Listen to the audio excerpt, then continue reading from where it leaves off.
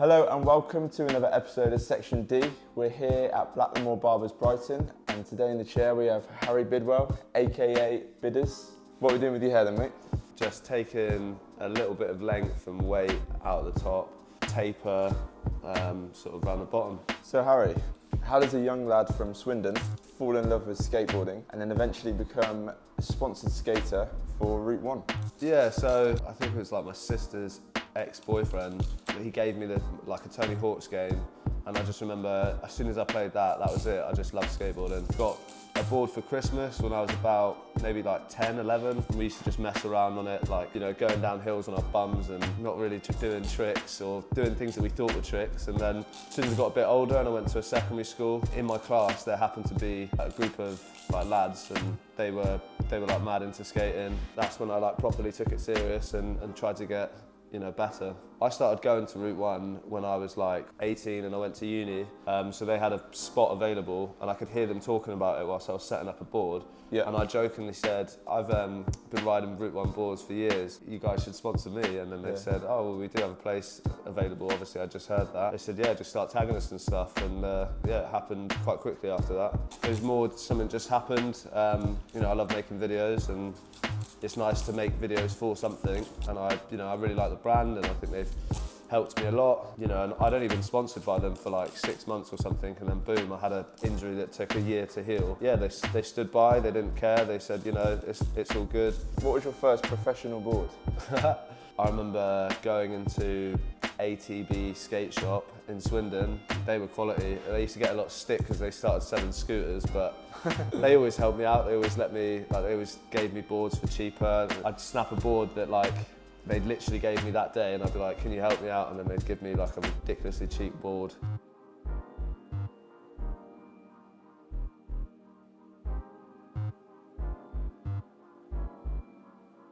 Why do you think skateboarding and extreme sports alike go much further than the sport itself? So for example, becomes more of a cultural thing and a way of life? I feel like it's because skateboarding's it's more that it was never supposed to be a sport that has a winner and a loser. It's just something that people do because it feels fun and it feels great. But you could say that kind of about football. You could say, well, why are all footballers twats, and they might think the same about us. I skated for a bit, growing up in a UK school. For young people in the UK, it's mainly football, rugby, those types of sports. It was quite a weird thing to do, and it's not something that you'd only see it in American films. I think that's because back in the day, skate parks were shocking. And the problem is, and why loads of people stop skateboarding, is that it becomes harder to do.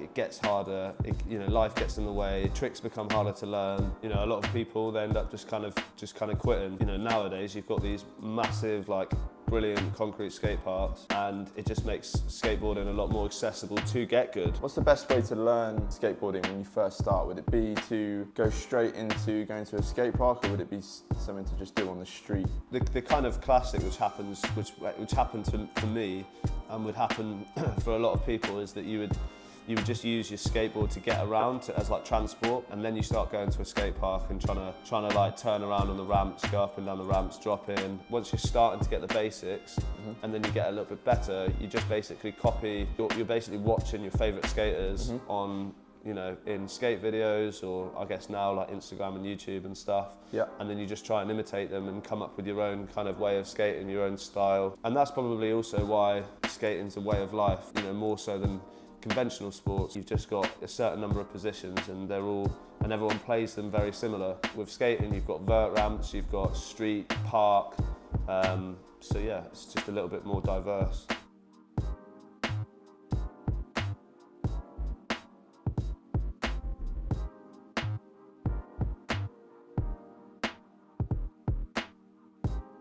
So skating is first and foremost an extreme sport. So I know you personally have experienced the negative impacts it can have on your body. How are you now from your injury? And how much longevity do you think a sport like skateboarding has on your body? So yeah, with my knee, the rehab is constant. I have to keep doing rehab all the time. Where I had 2 surgeries on it, because they messed up the first one. It's going to take a bit longer to heal properly, but in terms of my actual ability to skate, it's not doing anything. Like, I can still jump as high, I can still skate normally. I've just got to be careful with like what I'm actually doing. But yeah, in terms of like the longevity of skating, you know, you see some people down the level who are in their 50s and they're still able to skate. Generally what people do is as they get a bit older, they start skating more transitions so that they can skate for longer. I mean, Tony Hawk is one of the most obvious ones that I can think of. He's like well into his 50s and he broke his femur and he's already rehabbed it and is back skating again. Where skaters across the world are taking sports science a little bit more seriously, it just means that people are looking after themselves better, and like to say that someone like LeBron James or Ronaldo, they're approaching their 40s and they're still at the top of their game. Whereas people maybe 20 years ago, like particularly skaters, would have been thought that was like, they'd have a cigarette in a Subway and that'd be right.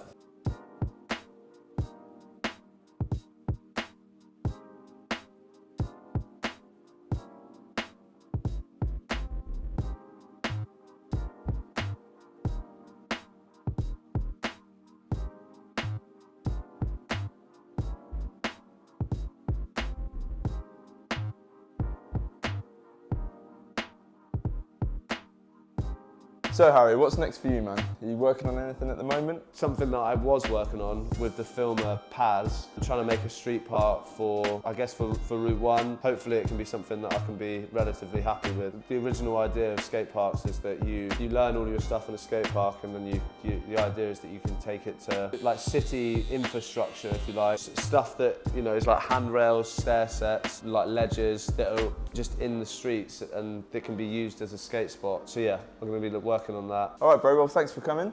Cheers, boss. Thanks for sitting in the chair.